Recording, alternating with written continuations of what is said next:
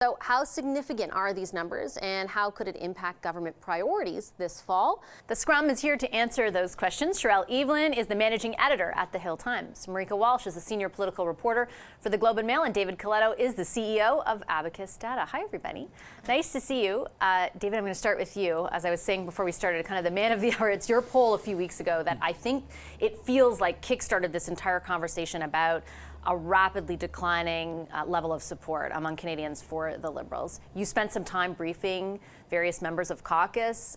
What do you think is driving the gap, the widening gap right now? I think it's two things. One is a much longer term kind of deterioration, I would say, in how people feel about the government, the Prime Minister, and the direction of the country more broadly. I think people are just feeling that things are kind of getting out of control, whether it's housing, cost of living, growing anxiety about the economy, and not feeling the government has a handle on it or a plan or a vision to deal with it.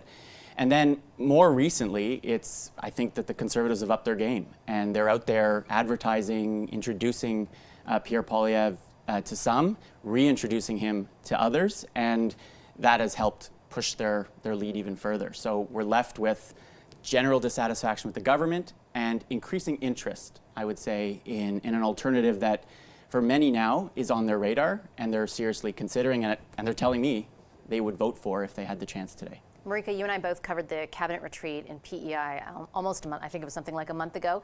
And I found there were a lot of Liberals still saying, well, the polls are, we'll see, we'll see. That seems to have really, their response has really evolved in the caucus retreat that you just covered in London, Ontario, where they're just openly talking about what they need to do to counter the decline in popularity. They're no longer refuting that it's happening. No, they're still saying, polls go up, polls go down, but then they're also saying Canadians are angry, they're frustrated, there's discontent across the country, the Prime Minister acknowledged last week.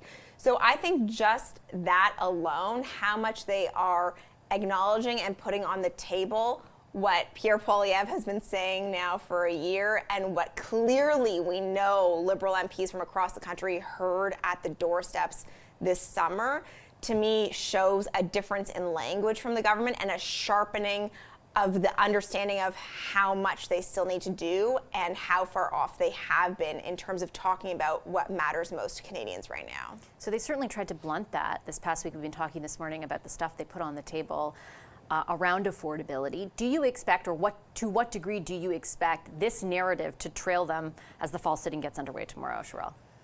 Well, I think they want the narrative to trail them, that they're doing something about it. They've heard the concerns. They've said, okay, yes, we're listening, we hear you. That's the narrative that they wanted trail them. I don't know if that's what's actually going to follow. If it's what's going to follow, I think might be the, the dark shadow that has the Conservatives, surging in the polls, that they are the ones who've been, pounding on these issues. And yes, the Liberals can point to, well, we had some of these issues, we had some of these solutions, rather, in our platform, from years ago, but we just decided not to move forward on them, or we just took this long to get around to them. The Housing Accelerator Fund, the applications for that only closed mid-August. So that's not something that they could have rolled out any sooner, apparently.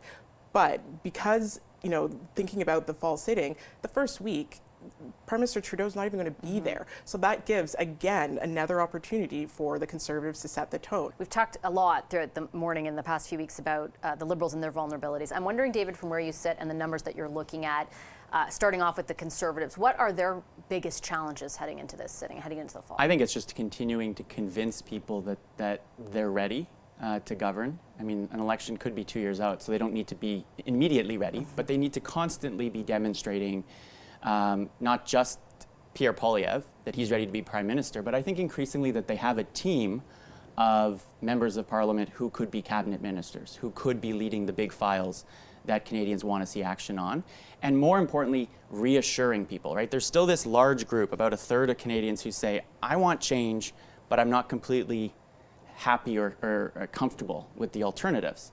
So, it doesn't appear Pierre Poilievre's normal instinct to be reassuring. He likes to be the attack dog. He likes to create sparks. But I think you've seen this shift in him in the last few months, where he is actually trying to find a balance between being opposition leader, but also being this prime minister in waiting. And they are buying more ads. We learned at the Conservative Convention last week, Marika, right? They had that huge ad buy this summer. They made so much money in fundraising, they're going to spend more on it to keep, I think, doing exactly what David's talking about. Yeah, exactly.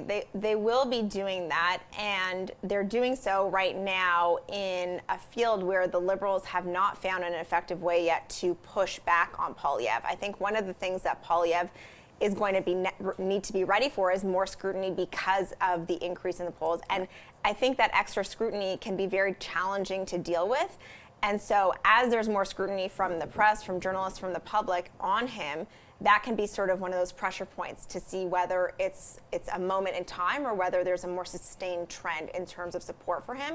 And I think the Liberals are trying to reassess how to attack him. They seem to think, or something I was told last week was that they think that they can frame him as somebody who is about going backwards, not about change for Canada. Whether they actually form an attack around that and whether they actually decide to deliver it is something that Liberal backbenchers say they're confused about why they haven't seen that so far. In terms of the Prime Minister, my sense from Liberal MPs on the backbenches is that he essentially has until kind of the winter break to show that things are really getting back on track, to show that the government is paying attention and is refocusing before sort of the next big test of his leadership. Last word to you, Sherelle. Where does the NDP fit into that? I mean, they released, moments before the government made an announcement, the fact that they were going to introduce a private members bill tomorrow that basically spelled out everything the government ended up doing. Yeah, I mean, it's the kind of the ongoing struggle that the NDP and leader Jagmeet Singh have had, basically from the time they've been, put into this third-party position, but even more so since they entered into the supply and confidence agreement with the Liberals. They put forward ideas, the Liberals co-opt them, and then suddenly it's the Liberal win as opposed to the NDP win. As much as I think the NDP are going to want to keep pushing that narrative, I don't know if it's going to sell, because as we were even seeing in the polling, whereas the Liberals might not have budged much in the latest round of David's data, the NDP dropped. Like, they lost a point, right? Correct me if I'm wrong, but they went up, and that probably went to the Conservatives. So that's probably where that fight is going to happen more. Okay, I have to leave it there. I appreciate all of your insights today. David Coletto, Marika Walsh, and Sherelle Evelyn, thank you.